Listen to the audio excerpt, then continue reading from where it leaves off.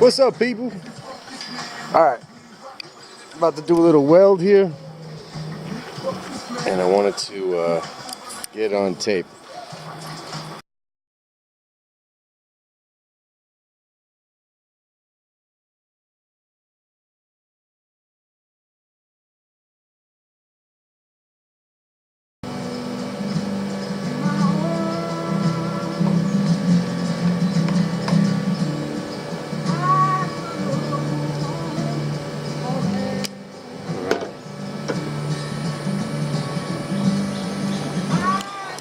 What do you guys think? Probably just thinking of that ridiculous playlist that goes from Joe Budden to Ray LaMontagne in any spontaneous moment.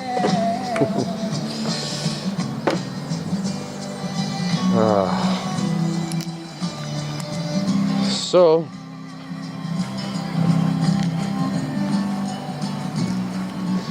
just here,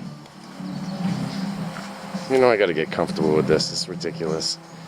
I'm looking at every video that I make like it's gonna hit social media or something like that, and how am I ever gonna freely talk if that's all it is, you know? Like, fuck it.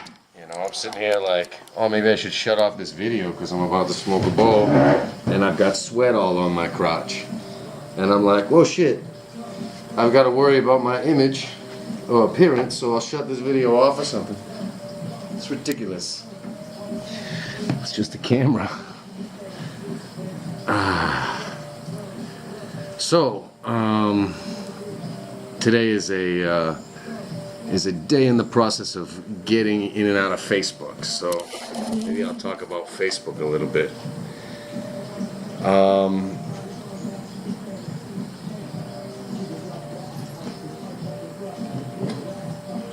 I think basically the problem is that we put Facebook a little bit too far ahead of itself for its quality as a medium for communication.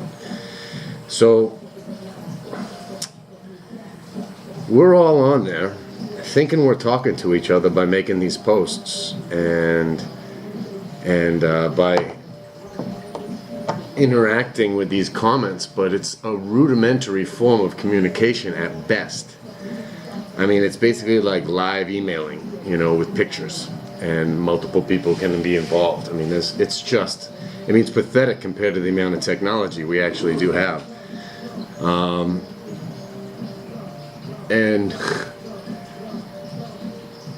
that's why it's where everybody's at, so you feel like you should be there because it gives you a way to connect with people, but it gives you a way to connect with people that's so rudimentary yet fundamentally revered,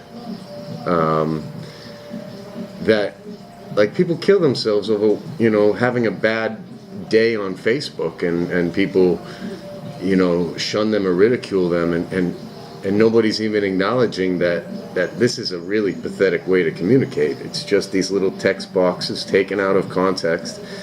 You can never get the tone. We all know these things, but still we revere it, and we allow it to mandate our court of public opinion, and that people can't shunned, ridiculed, or put down, or up, or talked about in the media like they're good or bad, just basically because of how we understand or misunderstand this rudimentary form of communication. That's like basically someone just puts a blast out there, like a post, and people just there's no context for it. You know, one person reacts based on the mood that they are in and the tone that they read based on the mood that they are in.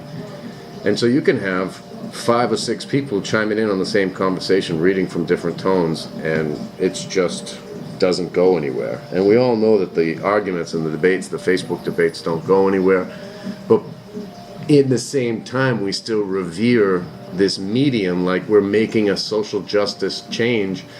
You know, and I'm not even bringing up social justice warriors. I'm just saying we're bringing up change by posting something that's wrong in the world to Facebook, right? And at the very same time, like, completely, in order to be able to interface with it, understanding that it's rudimentary at best.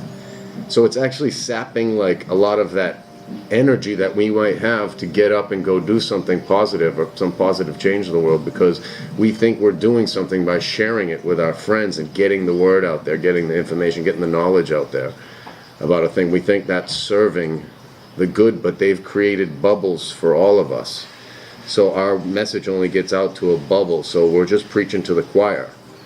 We're not getting our shares out to the people we mean to reach, the extended people in our friends list that we think that we're saying, hey, we want you guys to read. They're not reading your posts. There are algorithms that make it so they never even see you. They have to go to their friends list and say, oh yeah, that's right, I'm friends with that guy. Let me go see what they've been up to for a little while, pop over to your wall and hang out. That's what has to happen. So because of those bubbles, they're able to keep us yabbing at each other, but also not defriending each other over these differences and creating these things. They want everybody connected. So they needed to create these algorithmic kind of bubbles so that people would just like stick with what makes them happy.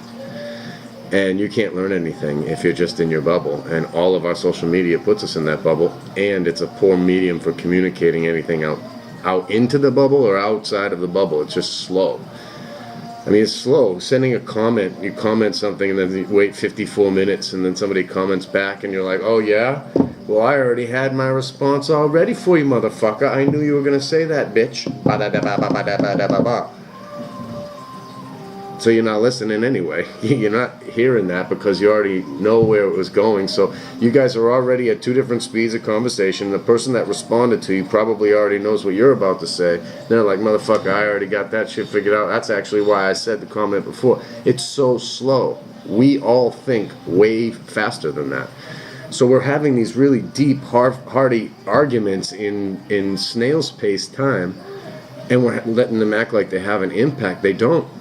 Anybody of us sitting at this table right here, sitting at this round table with me right now, having a charla, would be, we would get so much more done. We would get, the world's debates covered in an afternoon. And we'd all be friends and family after it just for understanding each other's opinion on it and talking about it. It would take zero time. It takes no time to talk. It takes all the time in the world to make these posts. And think about how many, hours of our lives we've spent wasting when we already had it good before. So anyways, I'm a web developer, right, or was before I took over this bamboo business. And as a web developer for 10 years, it was my job, even though 5 years of that I was in Costa Rica. I'm in Costa Rica now. Even though I had to sit in front of the computer, it was still alright because I was in Costa Rica. The point was I still had to sit in front of a computer to get a job, to get money. And that puts a reliance on the computer. It's not healthy, right? And then when you have the internet and that's your job, and then the internet also has YouTube, Facebook, Twitter, Yahoo. My homepage is still Yahoo. I like it. Alright, I like landing on a page that has random data that it's my pop news feed, and I get it. But when your work is involved with the same exact things that are basically meant to be time sucks, you can get sucked into it too, and I felt that before. I felt the tinge of Facebook, and sometimes I'm sitting around wondering why it's so hard to get all the things done on my project list, but I'm excusing myself for being tired and that I've already worked an 8-hour day and that I can go just chill and sit and scroll endlessly down some screen that just never stops throwing pictures and shit right at your face. And so the point of that statement is that I'm acknowledging that it's an obvious addiction, not only for me, but I think that anyone can have it. Addictions come in spectrums, and they're not just substances you intake, like a little bit of weed or cigarettes or alcohol or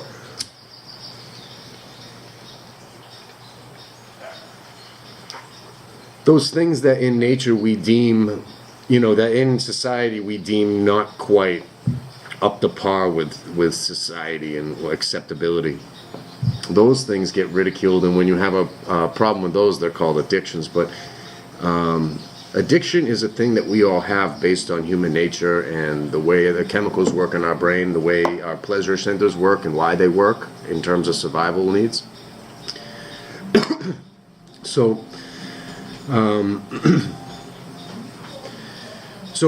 it's very, very natural for us to always be looking for that next dopamine hit, getting that next, fix, whether it is scrolling Facebook, looking at your phone, checking a notification, eating food. I mean, basically, we're just a bunch of monkeys running around looking for our serotonin hit, our dopamine hit. And the thing is that's okay.